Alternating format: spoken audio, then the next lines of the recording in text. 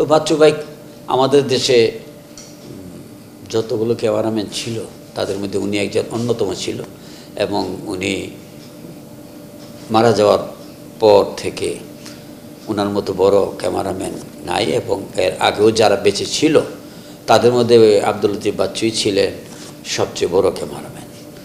আর উনি খুব ভালো কাজ করতেন এবং উনি শুধু ক্যামেরাম্যান না, উনি একজন পরিচালক ছিলেন। একটি চলচ্চিত্র নির্মাণ করেছিল, ছবিটির নাম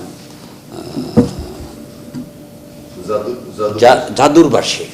তো জাদুর বাঁশি ছবিটি আমরা দেখেছিলাম সিনেমা হলে, খুব ভালো লেগেছিল। আমরা আব্দুল লতিফ বাচ্চু চলচ্চিত্র নির্মাণে কেমন ছিলেন সেই জন্য প্রথম দিনই দেখতে গিয়েছিলাম, অনেক ভিড় ছিল, তবুও ছবিটি দেখেছি।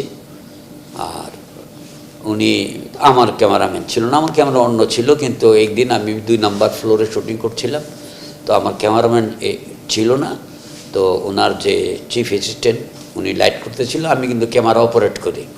তো আমি ক্যামেরা অপারেট করে শুটিং করছি, ওখানে আব্দুল লতিফ বাচ্চু সাহেব আসলেন, চেয়ার দিল, বসালাম। তারপর আমি শট নিচ্ছি, হঠাৎ বাচ্চু ভাইকে বললাম, বাচ্চু ভাই এই শটটা নেন। করেন না? আমি না ভাই, আপনি আসছেন, আপনি আমার একটা শট নেন। তখন উনি শটটা নিল আর কি। নেবার পর আমি বললাম যে ঠিক আছে সব, ঠিক আছে।